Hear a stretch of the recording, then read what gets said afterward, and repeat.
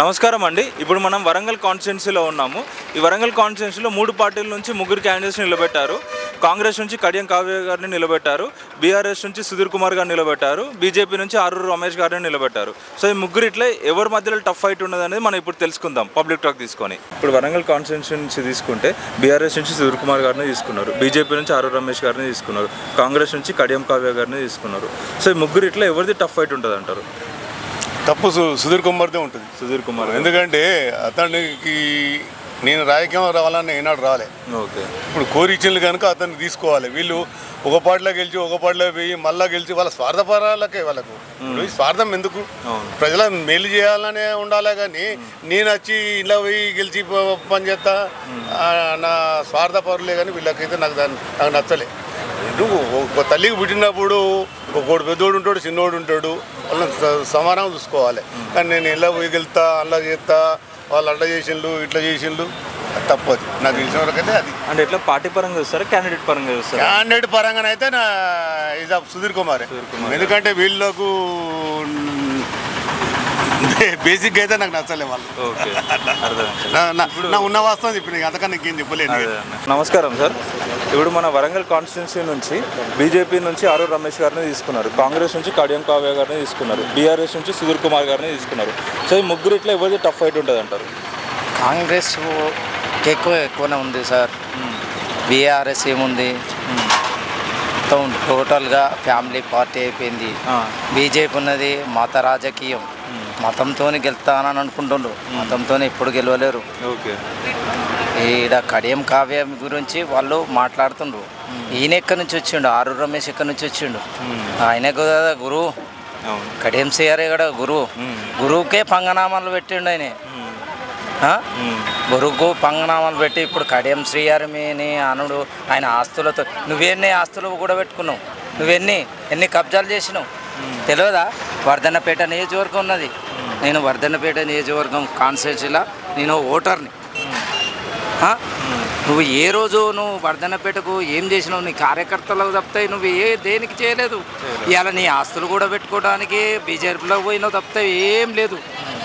నీ ఆస్తులు ఎట్లాంటి ఆస్తులు కబ్జా చేసినాయి వాళ్ళు ఏంది? బీజేపీ వాళ్ళు కబ్జాలు ఇవన్నీ కేసులు ఉన్న వాళ్ళని వాళ్ళు గుంజుకుంటాను, వాళ్ళ కేసులు తిత్తలేరు, తీయకుండా వాళ్ళని కప్పి పెడతాను. రాహుల్ గాంధీ ఏం చేస్తుండు? ప్రజలకు మత రాజకీయాలు చేయట్లేదు. రాముడు అంటే గొప్పతనం ఉంది, అందరికి ఉంది. అన్నీ రాముడు అదే రాముని ఫోటో పెట్టుకొని గెలుస్తామంటే అది కాదు.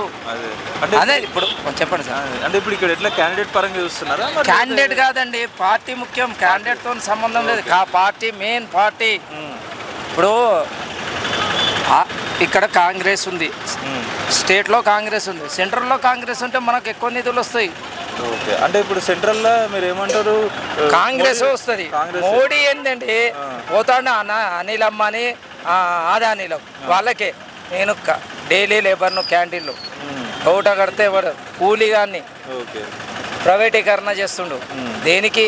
అంబానీ అనిల్ మొత్తం టోటల్గా రైల్వే వ్యవస్థను అనిల్ అంబానీ అదానీ ప్రైవేటీకరణ అంతే తప్పితే ఏం లేదు.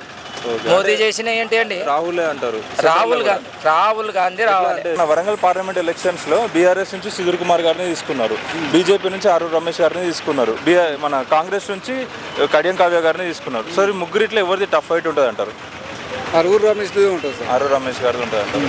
ఎందుకంటే గన్పూర్ నియోజకవర్గం నుంచి అయితే కడియం శ్రీని బీఆర్ఎస్ తరఫున ఎన్నుకున్నాం. ఆయన గెలిపించుకున్న తర్వాత కాంగ్రెస్ పార్టీలోకి పోయింది. ఆయనకు మేము ఏ విధంగా మద్దతు ఇస్తాం? అంతే. ఓకే, అంటే ఎట్లా మరి పార్టీ పరంగా చూస్తారా, క్యాండిడేట్ పరంగా చూస్తారా? అంటే క్యాండిడేట్ పరంగానే చూస్తాం సార్. క్యాండిడేట్ పరంగా. ఓకే, అంటే ఇక్కడనైతే మొత్తం మీరు చెప్పిందే ఉన్నారు. మరి సెంట్రల్ ఎట్లుంటుంది అంటారా? మోడీది ఉంటుందా హవా, రాహుల్ది ఉంటుంది అంటారా? ఇక రాహుల్ది అయితే ఉండదు సార్, ఖచ్చితంగా రాహుల్ది అయితే ఉండదు, మోడీదే ఉంటుంది. ఇప్పుడు ఇక్కడ 100 రోజుల పాలన ఎట్లున్నది కాంగ్రెస్? ఏమున్నా సార్, మా ఆటో డ్రైవర్ని ముంచింది సార్. అంటే మీకు అంటే ఫ్రీ బస్సుల వల్ల ఇబ్బంది ఉన్నది? చాలా ఇబ్బంది అంటే ఉన్నది. పెట్రోల్ అండి సార్. ఇది మహాలక్ష్మి పథకం కింద కనీసం కాలేజీ పోయే పిల్లలకు ఒకటి, ఈ పింఛన్ తీసుకునే వాళ్ళకు ఒకటి, వాళ్ళకి పెడితే నో ప్రాబ్లమ్. ప్రతి ఒక్కరు ఫ్రీ అనేసరికి మేము ఆటో డ్రైవర్లను చేసుకునే బతుకుంటాం. వీళ్ళు ముగ్గురు ఇట్లా టఫ్ ఫైట్ ఎవరిది ఉంటుంది అంటారు? టఫ్ ఫైట్ అది కాంగ్రెస్ ఉంటుందండి. కాంగ్రెస్ ఎట్లాంటి పార్టీ పరంగా చూస్తారా, క్యాండిడేట్ పరంగా చూస్తారా? పార్టీ పరంగా చూస్తామండి. వ్యక్తిగతంగా ఆమె గురించి ఎవరికి తెలియదు. పార్టీ అంటే సెంట్రల్ గవర్నమెంట్ ఇవాళ కాబోయే కాంగ్రెస్ సెంట్రల్ గవర్నమెంట్. నార్త్ ఇండియాలో అంతా వేవ్ మంచిగా ఉన్నది, కాకపోతే సౌత్ ఇండియాలో కూడా అదే వస్తుందన్న ఆలోచనతో మేము చెప్తున్నాం. ఇవాళ కావి ఎవరో గంగ ఎవరో కోమర ఎవరో తెలియదు. కాంగ్రెస్ అంటే చెయ్యి, కాంగ్రెస్ అంటే ప్రియాంక గాంధీ, కాంగ్రెస్ అంటే రాహుల్ గాంధీ, కాంగ్రెస్ అంటే సోనియా గాంధీ, ఇందిరాగాంధీ, రాహుల్ గాంధీ. ఈయనలే కానీ ఆ వేసిన వ్యక్తి గురించి మాకు తెలియదు, నిలబెట్టే వ్యక్తితో మాకు తెలియదు. కాకపోతే ఏంటంటే ఇవాళ కాంగ్రెస్ వేవ్ నడుస్తుంది, కాంగ్రెసే నడుస్తుంది. ఇవాళ ఈ పార్టీ నుంచి ఆ పార్టీ, ఆ పార్టీ నుంచి ఈ పార్టీకి వచ్చినా మేము చూడము. ఆరూరు రమేష్ టీఆర్ఎస్, ఏమే టీఆర్ఎస్ఏ తండ్రి, వీళ్ళతో మాకు సంబంధాలు లేవు. మేము కాంగ్రెస్ను కళ్ళు మూసుకొని చేతి గుర్తుకేయాలని మేము అనుకుంటున్నాం. అది వస్తుంది అనే గ్యారంటీ మేము చెప్తున్నాం. ఇవాళ 400 సీట్లు లేదా 395 సీట్లు వస్తాయని గ్యారంటీ చెప్తా. నమస్కారం sir. Warangal parliament elections MP candidate చూసుకుంటే కాంగ్రెస్ నుంచి కడియం కావ్య, బీజేపీ నుంచి ఆరూరు రమేష్, బీఆర్ఎస్ నుంచి సుధీర్ కుమార్ గారిని ఎంపిక చేసుకున్నారు. సో ఈ ముగ్గురు ఇట్లా టఫ్ ఫైట్ ఎవరికి ఉంటుంది అంటారు? టఫ్ ఫైట్ అనేది మన ఆరూరు రమేష్కును కడియం కావ్య. కాకుంటే మనకు తెలంగాణలో ఏంటంటే కాంగ్రెస్ ఉండాలి, ఢిల్లీలో మాత్రం బీజేపీ ఉండాలి. ఓకే, ఇక నా మద్దతు మాత్రం ఆరూరు రమేష్కే. ఓకే, పక్కా. అంటే నేను యాక్చువల్గా తెలంగాణలో అప్పుడు అసెంబ్లీ ఎలక్షన్స్ అప్పుడు నేను కాంగ్రెస్కే సపోర్ట్ చేసిన. నా స్టేటస్ మొత్తం కాంగ్రెస్కే. మన షాప్లో ఎవరికి వచ్చినా కాంగ్రెస్కే ఓటు వేయాలని చెప్పని నేను చెప్పిన. ఎందుకంటే ఈ బీఆర్ఎస్ అనేది దొంగ మాటలు, దొంగ.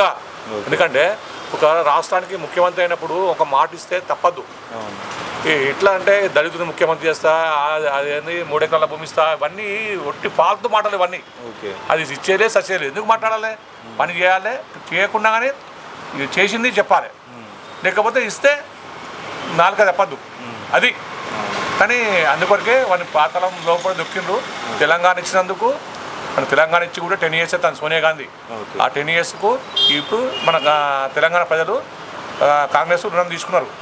ఇప్పుడు కాంగ్రెస్ ముఖ్యమంత్రి అయ్యిండు. ఓకే, ఇక్కడ మాత్రం తెలంగాణ మాత్రం కాంగ్రెస్ ఉండాలి, అక్కడ మాత్రం మోడీ ఉండాలి. ఎందుకంటే నేను ఆడ మళ్ళా రాహుల్ గాంధీకి అంత ఐడియా లేదు ఎక్కువ. మనకు అక్కడ మోడీ ఉండాలి. సో ఈ ముగ్గురు ఇట్లా ఎవరిది టఫ్ ఫైట్ ఉంటుంది అంటారు? కావ్య బాగుంటుంది. కావ్య ఉంటుంది. ఎందుకంటే కడియం శ్రీహరి గారు అభిమానంతో పనులు చేశాడు. అది పేరు అని ఎక్కడున్నా కూడా 100% అయితే పేరు అయితే బాగా, ఎందుకంటే పని వర్క్ చేసిండు అని అన్న మాట ప్రకారం ఇంక పని చేస్తా అంటే ఆ పని మీద చేయడం జరిగింది.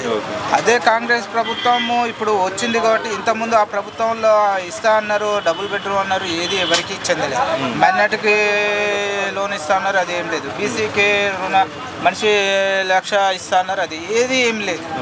కాబట్టి ఈ కాంగ్రెస్ ప్రభుత్వం ఆ మాట అన్నది కాబట్టి ప్రతి ఒక్కరికి, బీసీ అనకుండా ఎవరు అనకుండా ఏ పార్టీ అనకుండా అందరినీ సమానంగా చూసేటట్టుగా వాళ్ళు అది చేసారు. కాబట్టి కంపల్సరీ కాంగ్రెస్ ప్రభుత్వం ఏ మాట అన్నదో ఆ మాట అందరికీ చెందుతుంది. దళిత బంధు అని ఒకరికే ఇచ్చారు, అదే చేశారు. వాళ్ళకు ఎవరికి ఏం లేదు. ఇండ్లు అన్నారు, ఇండ్లు ఏది ఏం జరగకుండా. అదే ఇప్పుడు కాంగ్రెస్ ప్రభుత్వంలో ఇప్పుడు మాట అన్నట్టుగా ఇప్పుడు వాళ్ళు డబుల్ ఇందిరమ్మ ఇండ్లు అని ఇండ్లు అందరికీ ఇస్తారు జాగా. ఇప్పుడు మహిళలకు 20 బస్సు ఫ్రీ అన్నారు, బస్సు ఫ్రీ నడుస్తూనే ఉన్నది. ఇది అందరికీ చెందుతూనే ఉన్నాయి, ఒక రాజకీయ నాయకునికి చెందట్లేదు, అది అందరికీ చెందుతుంది. అందరు కాన్స్టిట్యున్సీ నుంచి తీసుకుంటే బీజేపీ నుంచి ఆరూరు రమేష్ని తీసుకున్నారు, మన కాంగ్రెస్ నుంచి కడియం కావ్యాన్ని తీసుకున్నారు, బీఆర్ఎస్ నుంచి సుధీర్ కుమార్ గారిని తీసుకున్నారు. సో ముగ్గురిట్లో ఎవరికి టఫ్ ఫైట్ ఉంటుంది అంటారు? కడియం కావ్య బార్ మీద కూర్చోండి. కడియం కావ్య అంటే రీజన్ ఏంటిది అంటారు? రీజన్ అంటే కడియం శ్రీహరి గారు మంచి నీటి వ్యక్తి, మంచి వ్యక్తి, మళ్ళీ అందరికీ ప్రజలకు చాలా సేవ చేసిన వ్యక్తి. మళ్ళీ ఆయన ఒక మంచి, అంటే ఇప్పుడు ఈ అందరి నాయకుల కంటే వాళ్ళ కుటుంబం చాలా మంచి ఫ్యామిలీ. కడియం కావ్య కూడా డాక్టర్గా మంచి సేవలు చేసింది. మళ్ళీ మాకు నమ్మకం ఏంటంటే కడియం కావ్య కడియం శ్రీహరి అభిమానంతో, కాంగ్రెస్ పార్టీ అభిమానంతో ఖచ్చితంగా వెళ్తారు. ఖచ్చితంగా. ముగ్గురు ఇట్లా ఎవరికి టఫ్ ఫైట్ ఉంటుంది అంటారు? ఇప్పుడు ఆరూరు రమేష్ గారు గెలిచే ప్రాసెస్ ఉంది ఎక్కువగా. ఓకే, ఇక నెక్స్ట్ కాంగ్రెస్. సో అంటే దానికి కారణం ఏంటంటే ఆరూరు రమేష్ గారు గెలిచడానికి కారణాలు? ఆయన జనాల దగ్గరికి తిరుగుతుండు, మాకు ఓటేయాలని. మిగతా వాళ్ళు ఎవరు ఇంకా ఇప్పటివరకు ఎవరు సరిగ్గా రెస్పాండ్ కాలేదు. ఇక కాంగ్రెస్ అయితే అసలు మొత్తానికి అసలు ఎవరిని జనాలను పట్టించుకుంటలేదు. ప్రస్తుతానికి బీజేపీ గవర్నమెంట్ ఉంది కాబట్టి ఆరూరు రమేష్ గారే తిరుగుతుండ్రు. మొన్న హన్మకొండలో మా చర్మ కార్మికులందరి దగ్గరకు వచ్చి మీటింగ్ పెట్టిండు, మాట్లాడిండు. అది ఓకే. ఇప్పుడు ఈ 100 రోజుల పాలన ఎట్లున్నదంటారు కాంగ్రెస్? కాంగ్రెస్ 100 రోజుల పనులు స్టార్ట్ అయినాయి అంటుండ్రు కానీ ఇంకా ఇంతవరకు దాని రిజల్ట్ ఏం రాలేదు. అంతా ఓకే సక్సెస్ అయిందని.